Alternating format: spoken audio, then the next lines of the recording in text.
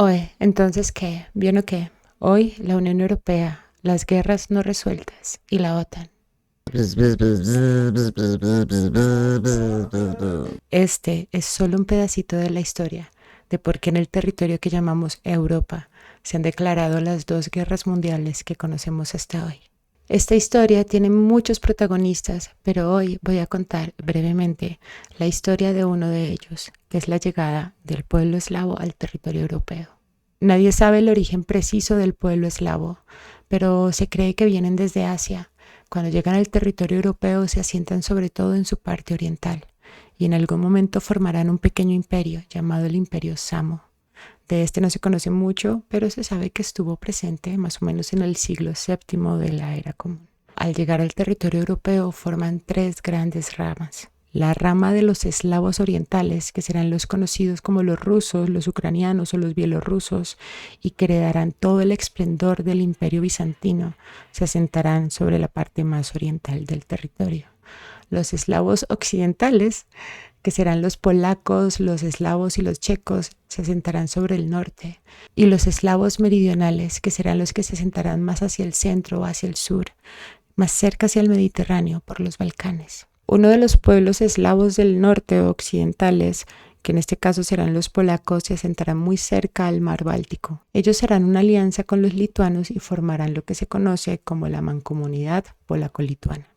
Se suele decir que esta unión entre los lituanos y los polacos es la primera democracia, más o menos, que existe dentro del territorio europeo, ¿no? En épocas más modernas. Sin embargo, esto es cuestionable porque en Inglaterra ya existían ciertas reformas para que el monarca no tuviera un control absoluto o un poder autoritario. Sin embargo, se suele mencionar que esta mancomunidad o esta relación entre los polacos y los lituanos forman una especie de monarquía parlamentaria, un inicio de democracia, donde los nobles votaban para elegir a una cabeza real que los representaba. Esa era más o menos la democracia a la que se referían. También cuando esta sociedad o esta mancomunidad lituano-polaca llega a su máximo esplendor es cuando se conocen a los famosos guerreros húsares, que son al inicio de origen húngaro, pero que se vuelven famosos como los guerreros polacos de élite o su caballería pesada, por decirlo de alguna forma. Tenían unas alas enormes para intimidar al enemigo mientras montaban a caballo. Los checos, que también son eslavos occidentales, se asentaron en el territorio que conocemos como Bohemia y Moravia, la Silesia y los Sudetes. Este territorio es muy interesante porque es muy montañoso, pero dentro de sí contiene una gran variedad de minerales. Esto hizo que, por ejemplo, durante las guerras religiosas, el desarrollo de las armas de fuego, portátiles sobre todo, se desarrollaran de forma muy rápida en este territorio. Por ejemplo, la palabra pistola viene, en teoría, del checo. Estos dos pueblos, tanto los checos como los polacos, tenían unos vecinos bastante particulares, que son los pueblos germanos. Y al parecer entre los pueblos europeos los conflictos son algo natural. Llevan en una guerra civil como 2000 años, parece ser. Tanto los pueblos germanos como los eslavos se enfrentarán constantemente por control del territorio, pero hay unos contextos particulares y unas fronteras naturales que han moldeado en la historia el dónde se ubican cada uno de estos pueblos en el territorio, así ellos quieran expandirse y construir imperios. Uno de estos contextos es la Liga Hanseática. La Liga Hanseática es una ruta comercial que se encuentra entre las Islas Británicas y Rusia, sobre todo el mar Báltico. Esta ruta comercial era imprescindible en la Edad Media y para llegar a ella era necesario utilizar los ríos que van desde el centro de Europa y desembocan en el mar Báltico. Los conflictos por el control de estos ríos y los territorios alrededor de ellos eran frecuentes, sobre todo porque obviamente desde allí yo puedo sacar la mercancía y poder distribuirla y comercializarla en la ruta hanseática. Esto hizo que, por ejemplo, durante la construcción del Imperio Romano Germánico se enfrentaran constantemente los pueblos germanos con los pueblos eslavos.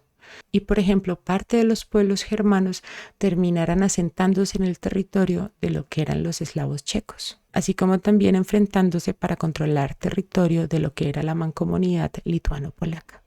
Los enfrentamientos entre los pueblos eran constantes, es decir, por ejemplo, los eslavos polacos se enfrentaron a los teutones, a los suecos, a los rusos, a los germanos, a los otomanos, y los checos, para variar, también se enfrentaron a los germanos, a los otomanos, a los austriacos, etc. El asunto va que a final del siglo XVIII la mancomunidad polaco-lituana es deshecha, es dividida. Un territorio lo toman los rusos y otro pedacito lo alcanzan a tomar parte de los germanos. Y a los checos les pasa algo parecido, son absorbidos por el Imperio Romano Germánico y después por el Imperio Austriaco, hasta la llegada de Napoleón. Napoleón se enfrenta a los germanos, a los austriacos y a los rusos, y en algún momento alcanza a devolverle cierta independencia a Polonia. Sin embargo, empieza a perder las batallas contra Rusia y después, ya definitivamente, contra los ingleses en Waterloo. Y al perder Napoleón hace que los territorios que eran polacos y checos vuelvan a estar bajo el control de los rusos, los germanos y los austriacos. Todo esto hasta el siglo XIX. En el siglo XIX pasaron varias cositas, entre estas que Ignacio Lukasiewicz logró destilar el petróleo para hacer queroseno, al tiempo que pasaba esto en los Estados Unidos, lo que hizo que comenzara la fiebre por el oro negro, el petróleo, en Europa. También está la historia de María Curie y el descubrimiento sobre nuevos elementos químicos, pero hay un personaje bastante particular que se llama Fritz Haber. Él es el padre de la guerra química y lo que él desarrolla será decisivo en la Primera Guerra Mundial. También durante el siglo XIX sucederá lo que se conoce como el Torneo de las Sombras, que es el enfrentamiento entre el Imperio Británico y el Imperio Ruso por el control de Asia y el Medio Oriente. Este torneo de las sombras comienza porque aunque los británicos ya tenían control sobre las Indias, los rusos querían extender sus líneas comerciales por todo Asia, lo que hizo que se enfrentaran sobre todo en el territorio que conocemos como Afganistán. Para detener el avance comercial de los rusos por todo Asia, los británicos que quieren proteger su joya más preciada, que es la India, empiezan a buscar un aliado contra los rusos y encuentran a Japón. Los británicos saben que una forma de debilitar el imperio ruso es que abra un frente nuevo, sobre todo hacia su lado más débil, que es el lado que mira hacia el Pacífico, es decir, hacia su retaguardia, es decir, hacia Japón. Es por esto que los británicos apoyan lo que más adelante conoceremos como la guerra ruso-japonesa. Para apoyar a los japoneses en la guerra contra los rusos, los británicos le brindan no solamente avances en tecnología militar o en construcción de nuevo armamento, también lo hacen apoyando su economía. Y esto es de la mano con los Estados Unidos. Los Estados Unidos durante el siglo XIX había tenido su guerra de secesión o su guerra civil interna. Hasta el momento solo han emitido bonos de guerra internos, pero cuando comienza la guerra ruso-japonesa innovan en el mercado financiero emitiendo bonos de guerra internacionales de la mano de Inglaterra.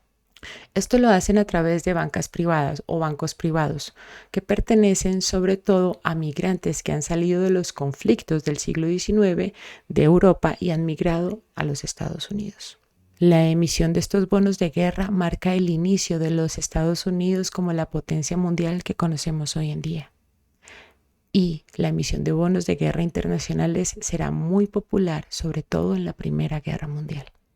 Con las alianzas financieras internacionales de Occidente comienza a promoverse la idea económica de que el libre mercado o el capitalismo es un sistema en el que cualquiera se puede convertir en millonario o rico de la noche a la mañana, de forma inesperada, casi mágica o milagrosa.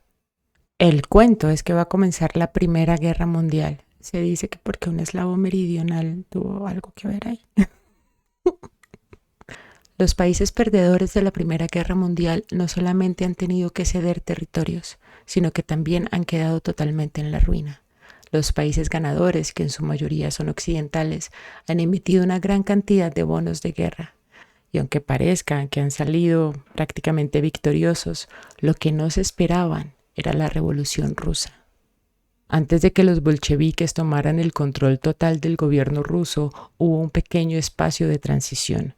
Durante este periodo de tiempo, los países occidentales emitieron una gran cantidad de bonos de deuda de guerra para Rusia, pero cuando los bolcheviques toman el control total del gobierno, desconocen toda la deuda tanto del zar como del periodo de transición. Esto hizo que, como los Estados Unidos durante la Primera Guerra Mundial emitió una gran cantidad de bonos de guerra y los publicitó para que su población los comprara masivamente, prácticamente haciendo un sistema de apuestas por quién era el ganador o quién era el perdedor, cuando entran los bolcheviques al poder y desconocen y no participan tampoco en la Primera Guerra Mundial, hace que se genere un gran caos económico en Occidente, pues muchos pierden su dinero. Esto promovió la idea de que el comunismo solamente trae inestabilidad, desorden y pobreza. Esto hizo que el sentimiento anticomunista fuera muy común en Occidente, incluyendo Alemania, pues estas pérdidas no solamente pasaron en los Estados Unidos, también pasaron en Alemania, en Francia y en Inglaterra. Por otro lado, aunque los bolcheviques no participan en la Primera Guerra Mundial, hacen un acuerdo con los alemanes para no entrar en un conflicto con ellos y les ceden parte de los territorios que eran antes de Polonia, Bielorrusia, parte de Lituania. En el Tratado de Versalles, que es cuando los ganadores de la Primera Guerra Mundial hacen la repartición de los territorios que han perdido la Primera Guerra Mundial, le quitan a Alemania el territorio de los Sudetes, es decir, donde estaban los eslavos checos. Y es entonces cuando los alemanes empiezan a sentir que el resultado de la Primera Guerra Mundial es injusto y le exigen a los ingleses que les devuelvan parte del territorio de los Sudetes, pues allí en teoría hay una gran cantidad de población alemana o germana. Los ingleses, para no entrar en un conflicto nuevamente con los alemanes, hacen un acuerdo y les devuelven los Sudetes a los alemanes, en lo que se llama la crisis de los Sudetes. Mientras esto está pasando, los alemanes están haciendo acuerdos con los japoneses. Y es aquí, en el periodo entre guerras, mientras los alemanes hacen acuerdos con los ingleses en 1936, cuando se crea un precursor de la OTAN, una alianza que se llama el Anticom-Inter, que como su nombre lo dice, es una alianza anti-internacional comunista, que se hará entre los alemanes y los japoneses en contra de la Rusia comunista. El objetivo de esta alianza anticomunista entre los alemanes y los japoneses es mantener el orden de sus naciones, y esto tiene un propósito bastante definido, y es que los soldados son necesarios para un conflicto, y el que no es soldado en aquella época puede llegar a ser un trabajador sindicalista revolucionario, y esto crearía una inestabilidad en sus gobiernos que los harían obviamente propensos a no obtener una victoria en un conflicto. Algunos otros países de Europa se sumarán a esta alianza alemano-japonesa en contra de los comunistas. Entre estos estarán los italianos, los españoles, algunos húngaros, y ellos conformarán uno de los bandos en la Segunda Guerra Mundial. En 1939, los rusos, que están viendo cómo los alemanes están expandiendo nuevamente su territorio, haciendo algunos tratados con los ingleses, lo de la crisis de los Sudetes, intentan hacer un acuerdo con ellos de no agresión, el famoso tratado Molotov-Ribbentrop. Seguramente lo dije mal, pero bueno. Más adelante Alemania romperá este tratado de no agresión entrando al territorio ruso y es cuando iniciará con toda la Segunda Guerra Mundial. Cuando se termina la Segunda Guerra Mundial, los rusos, que han salido súper victoriosos del asunto, ya tienen conformada la Unión de Repúblicas Soviéticas Socialistas. Los territorios que eran de Polonia, Bielorrusia, Lituania, Letonia, Estonia, Ucrania, Checoslovaquia, estarán bajo la influencia de la Unión de Repúblicas Soviéticas Socialistas. Y al parecer, aunque la idea de una unificación en otros pueblos de Europa Occidental fuera un poco más complicada, que surja la OTAN es la motivación para permanecer sin pelear organizados en este territorio. Es decir, la función real y principal de la OTAN es hacer que la región de Europa Occidental permanezca con cierta estabilidad, que los países que pertenecen a esta alianza no creen un conflicto nuevo entre ellos o saquen las cuentas pendientes que se tienen, y en dado caso que se vuelva a crear una nueva guerra mundial. Esta historia continuará. Gracias por estar aquí, por compartir el tiempo conmigo y por la buena compañía. Nos vemos pronto.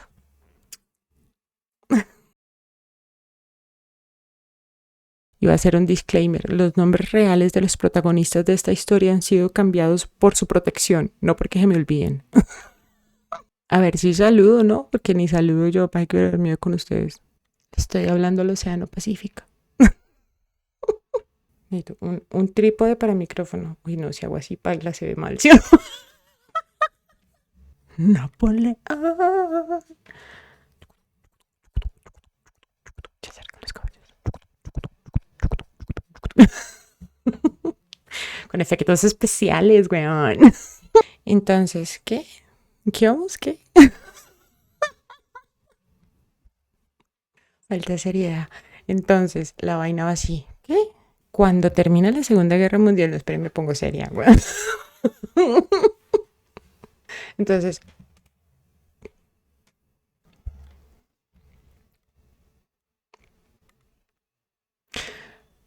cuando se termina la Segunda Guerra Mundial.